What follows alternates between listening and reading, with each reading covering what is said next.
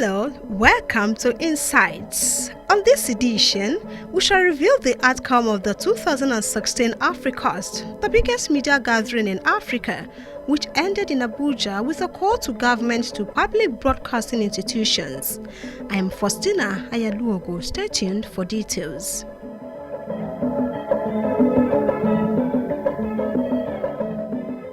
The 11th edition of International Conference for African Broadcasters, known as Africast, has ended in Abuja with a call for digitization to be made possible. The 2016 Africast tagged Digital Terrestrial Broadcasting, the imperative of financing quality content, provided a platform for stakeholders in the African broadcasting scene to exchange ideas on content creation and possibilities offered by the new and emerging technologies. Those issues have been dominant in all the editions of Africast since they are yet to be fully tackled. Enhancing broadcasting from analog to digital and provision of rich content have remained critical issues at various editions of Africast. No doubt, the evolution of new broadcast platforms is threatening traditional broadcast platforms and channels. The reality, though, is that as broadcasters engage in new platforms, the market opportunities increase, providing new revenue streams. While this is being worked on, Mallam Is'haq Modibbo-Kawu, the Director General of National Broadcasting Commission, assures that Nigeria's broadcasting institutions are working tirelessly to tell our real stories in a way that it will change any negative perception about the image of Nigeria at the international arena. And I quickly realized how important a gathering that is for Africa's broadcasting industry, because it was an opportunity to bring together broadcast entrepreneurs, broadcast personnel, and people related to the industry from across our continent, as well as extra-continental representatives who came in to be part of an African broadcasting marketplace of ideas and of material. And I think over the years since it started, this event has taken a life of its own.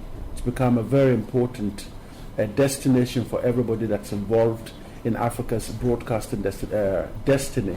We're talking of digital broadcasting in Africa. These are very exciting days ahead for Africa's broadcasting industry. We're opening an aperture to a major change in the way Africans watch television. Africast has evolved as an investment platform and a marketplace of ideas and material. At Africast, industry players will listen to conference papers, attend master classes and discussions, which are very rich and engaging. Similarly, it will feature the exhibition of top quality, cutting-edge digital broadcast equipment. He also talked about content development. Our economy would open up with digital broadcasting, because you're talking of the possibilities of a digital economy where young people who have talent, who have skills, who have been educated in different areas of media can then be part of a national development process. And one of the major things about digital broadcasting in the Nigerian setting is that we're going to have 70% of content that is going to be local.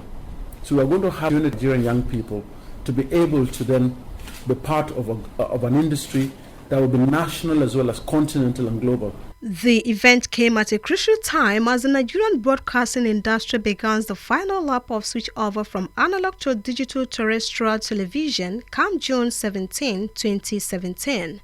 One of the organizers of the media gathering, who is also a veteran journalist, Peter Iho, blamed the social media for posing big headache to the media in terms of content. I call on the federal government of Nigeria to follow this philosophy and look deep in the decree, which is now an act of parliament, setting up all the other organs that we consider to be public broadcasters to be fully funded by the federal government of Nigeria and put them on the same level with Nigerian Army, Nigeria Police, Nigeria Customs, Nigeria Air Force.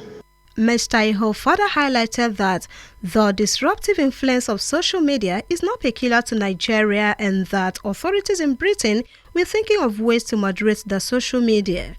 In affirmation to Iho's opinion, our panelist at the Afrocentric Biannual Conference, Professor Gerard Igoyo, said financing quality content for public broadcasting in the digital era is vital. Right from the very beginning, we've never really had a public service broadcasting system in Nigeria.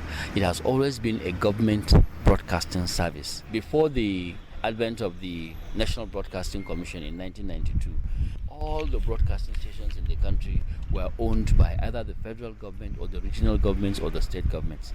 Now, this has to change because it brings out a conflict, because most of the sources of funding for broadcasting have been through either funds, that is grants from the government, or advertising. Now, the advertising market as it is really not big enough to contain all the commercial broadcasters as well as, all the government-owned stations that we have in this country.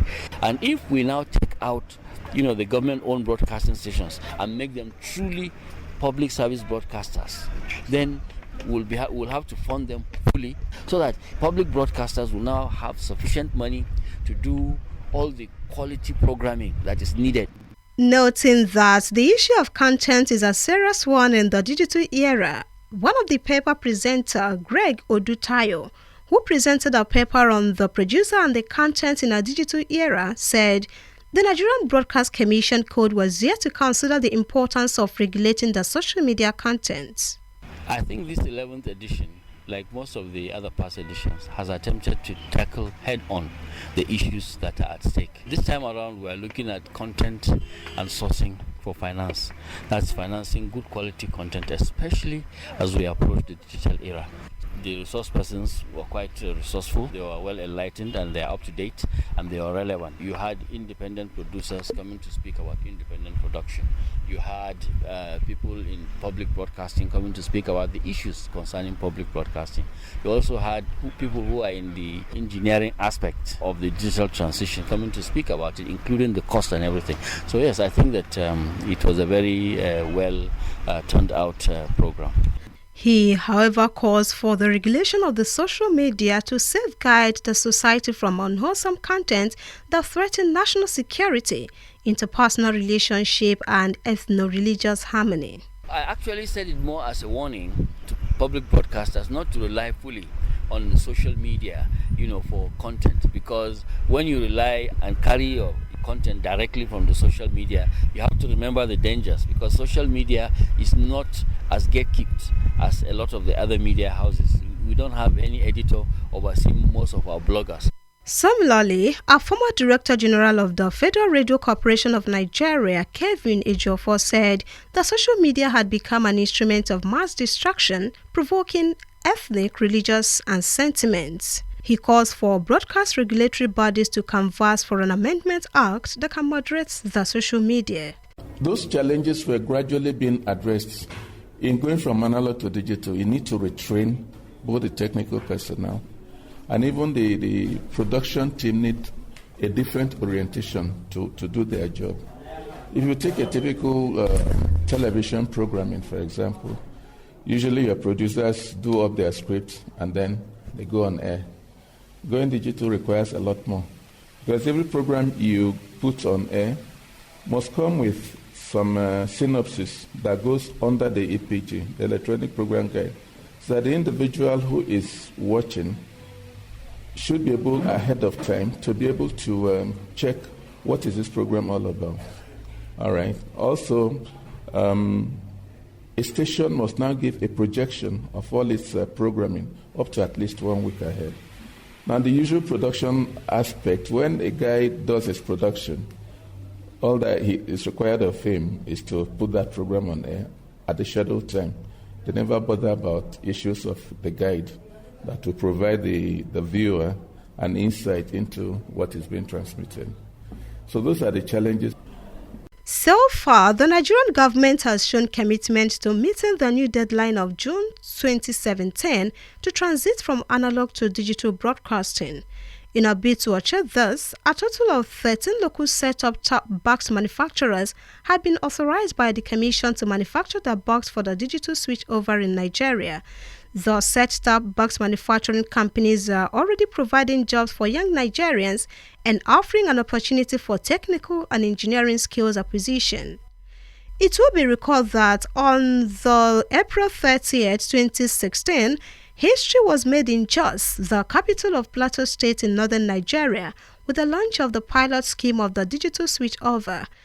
Jos residents are currently enjoying the pilot scheme with over 15 free television channels covering news, sports, business, music, and other educative and entertaining programs. The free television services also come with the interactive capability and government information portal. This is significant in the era of information and knowledge, where the right of every citizen to information, access to a pluralism of media choices, and diversity of content cannot be overemphasized. With the successful takeoff of the pilot scheme in Jos, the Nigerian government has concluded plans to digitize Abuja before the end of the year. From Abuja, the digitization program will be rolled out to other states in Nigeria in phases until the set date of June 2017 is achieved. Although Nigeria failed to meet the digital switchover deadline twice, this time it is expected to become a reality.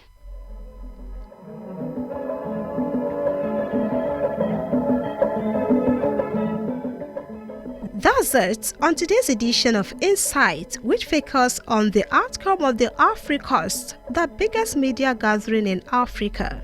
Today's edition of Insight was produced by Modibbo-Kawu. I'm Faustina Ayalogo. Thanks for listening.